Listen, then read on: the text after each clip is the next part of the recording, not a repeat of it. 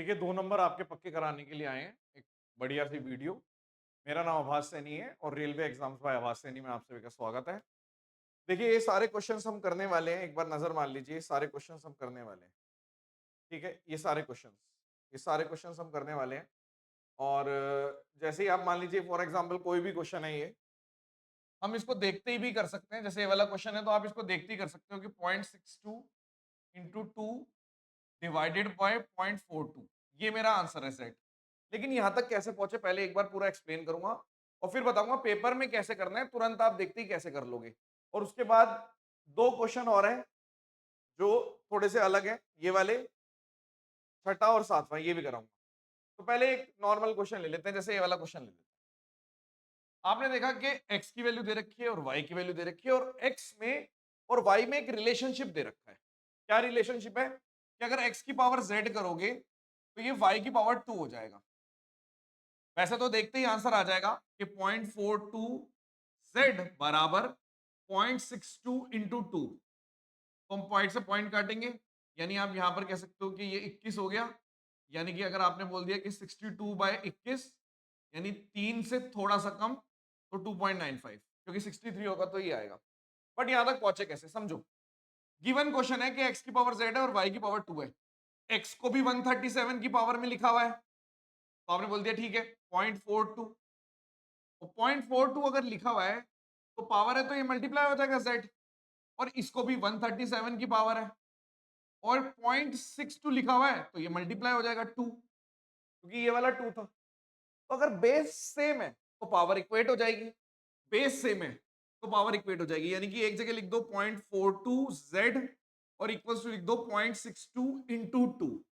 तो यहां तक पहुंचने के लिए आपने बेसिक का इस्तेमाल किया पहले, लेकिन अगली बारी बेसिक के इस्तेमाल की जरूरत नहीं है। तो 62/21, तो 3 से थोड़ा कम, 3 अगर 63 होता तो 3 से थोड़ा कम, लगभग 3 है। लेकिन अगली बार अगर आप करोगे तो ऐसे नहीं करोगे। जैसे अगली बार अगर मुझे करना है तो मैं डायरेक्ट लिखूंगा, अच्छा x की पावर z है तो 0.27 z लिख दूंगा, 0.27 z, और y की पावर 6 है तो 0.15 इंटू 6 लिख दूंगा। तो आप बोलोगे पॉइंट से पॉइंट कट गया, यानी कि 90/27। तो आप बोलोगे ठीक है, ये भी ठीक है। यानी अगर मेरे से कोई बोल रहा है तो मैं बोल सकता हूँ 10 और 3, 10/3 आ गया तो 3.9 से काट दिया तो 3.33।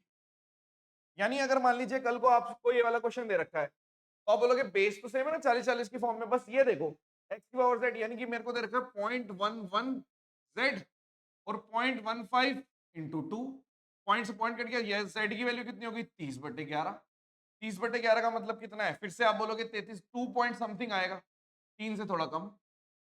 33 होता तो 3 हो जाता। तो इस तरीके के सवाल आपको एक तो ये करने आने चाहिए। जैसे x की पावर z है तो 0.24 z और y की पावर 4 है तो 0.51 इंटू 4। तो आप तुरंत बोलोगे पॉइंट से पॉइंट कट गया। और अगर मैं इसको कर देता हूं तो यहां पर कर दो 3 से 8 कर लो और यहाँ पे 17 कर दो, तो आपने बोल दिया z की वैल्यू होगी 68/8, यानी कि 2 2 64 8.5। तो 8.5 आ गया। यानी कि कुछ तो चीजें आप डायरेक्ट कर सकते हो। जैसे ये वाला क्वेश्चन है सब 69 की फॉर्म में है, तो आपने बोल दिया एक z है तो 0.07 z आ गया और यहाँ पे 7 है तो 0.067 इंटू 7 आ गया। तो पॉइंट से पॉइंट कट गया, 7 से 7 कट गया तो z की वैल्यू 67 आ गया। तो इसमें कुछ है नहीं। अब ये वाले तो आप कर लोगे, देखते ही समय बचा सकते हैं बस आप। अब इस तरीके का सवाल आ गया तो क्या करोगे। अब इसको भी समझ लो, क्योंकि इतना सा तो वीडियो बनानी नहीं थी, थोड़ी बढ़िया वीडियो बनानी थी, कुछ तो बेटर करेंगे। तो आपने बोला अगर 6 की पावर x है, 3 की पावर y है, 2 की पावर z है, तो क्या इन सबको मैं k लिख सकता हूं कि सब आपस में बराबर है, मान लो k। आपने बोला इसका मतलब अगर 6 लिखा है तो 3 इंटू 2 भी लिख सकते हैं। हाँ, तो 6 को भी k की फॉर्म में लिख दो, 3 को भी k की फॉर्म में लिख दो, 2 को भी। कैसे, अगर ये बराबर है, लेट्स से कि अगर 6 की पावर x बराबर k है तो 6 का मतलब क्या हो गया, k की पावर 1/x हो गया। यानी ये आ गया k की पावर 1/x, ये आ गया k की पावर 1/y सिमिलरली, और 2 आ गया k की पावर 1/z। बेस सेम है तो आपने बोल दिया जुड़ जाएगी पावर, तो यहाँ पे k ये 1/y प्लस 1/z और यहाँ पे k ये 1/x, यानी ये वाला पूरा इसके बराबर हो गया। कहने का अर्थ है कि 1/x बराबर 1/y प्लस 1/z हो गया। पूछा क्या है मेरे से पूछा है 1/y 1/z और माइनस 1/x। तो इधर जीरो रह गया, यानी कि अगर आपने इसको इधर भेज दिया तो आप बोलोगे कि मेरा आंसर है जीरो बराबर 1/y 1/z माइनस 1/x। तो बेसिक सी बात है, आपका थोड़ा सा समय लेके हम शॉर्ट बताना चाह रहे हैं। ऑल्दो एसएससी वाले जानते हैं, मैं मतलब पिछले 4-5 साल से मेरे शॉर्ट काफी फेमस हैं। शॉर्ट वीडियो में कंसेप्ट करा देता हूँ कम समय में, बिना वार्तालाप के। तो आप रेलवे वालों के लिए भी अगर आपको अच्छे लगेंगे, रेलवे वाले बच्चे थोड़े से कमजोर होते हैं मैथ्स में।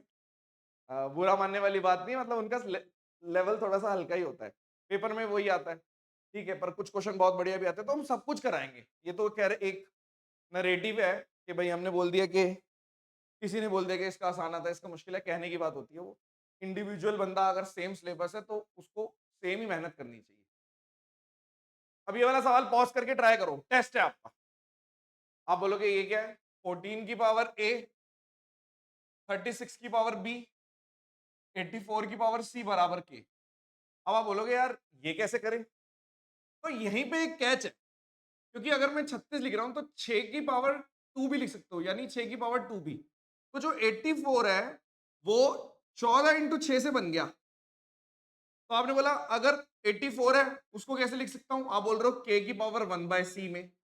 सेम 14 को कैसे लिख रहे हो? k की पावर 1/a में।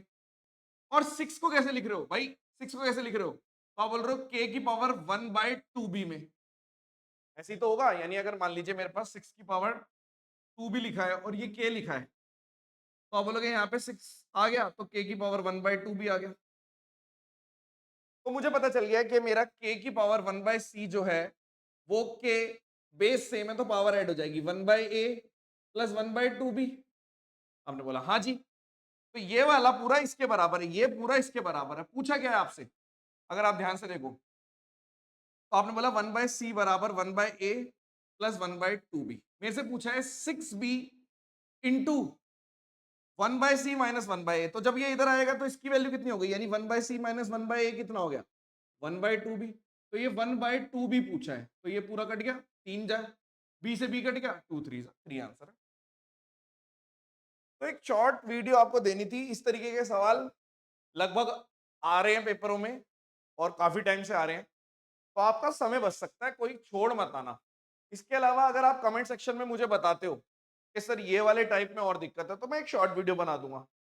कोई और दिक्कत है, एक चीज और बोलना चाहूंगा, जो बच्चे पेपर देकर आ गए हैं उनसे पूछना कि जो मैंने 10 दिन लगातार लाइव क्लास दी थी या इस नए चैनल पे जो भी कराया है उसमें से कितना आया। इतना ज्यादा इसलिए मैच कर रहा है क्योंकि टीसीएस मेहनत नहीं कर रहा, वो लोग लगभग प्रीवियस ईयर ही दे रहे हैं। तो जब कुछ सब कुछ प्रीवियस ईयर बेस्ड रहेगा और प्रीवियस ईयर में जो टफ होता है उसमें बच्चों को प्रॉब्लम होती है, और मैं वही करा देता हूँ कि प्रीवियस ईयर में जो टफ है तो वही करा देता हूँ, तो ऑब्वियस सी बात है बच्चे परफॉर्म करेंगे। तो इसमें सिर्फ हमारा क्रेडिट नहीं जाता, बनाने वाले का भी क्रेडिट जाता है कि वो बनाए, वो मेहनत ही नहीं कर रहा। तो जो आप इतनी हवा देख रहे हो ऐसी, अब जो करंट अफेयर की पीडीएफ दी हमने 35 पेज की, उसको लेके बच्चे बोल रहे हैं कि इतने सारे क्वेश्चन कैसे मैच कर गए। भाई क्योंकि वो लोग मेहनत नहीं कर रहे, वो पिछले 6 महीने के ही पूछ रहे हैं। 6 महीने की हमने पीडीएफ उठा के दे दी आपको इंपॉर्टेंट, तो जब वो इंपॉर्टेंट ही पूछ रहे हैं तो इंपॉर्टेंट तो आएगा ना पीडीएफ में से। तो कम से कम आपको वो तो करना ही है। टेलीग्राम चैनल पे पीडीएफ डली हुई है, इस चैनल पे जितनी वीडियो ना उनको घोट के पी जाओ, अगर आपका पेपर बचा है अभी रेलवे का ग्रुप डी का, वरना बाद में पछताओगे और कुछ नहीं। और मैंने पहले ही बोल दिया था जिस दिन ये चैनल बनाया था। खैर कोई बात नहीं, thank you so much, session dismiss, bye. Comments में बताना कैसा लगा और कौन सा कंसेप्ट चाहिए। धन्यवाद।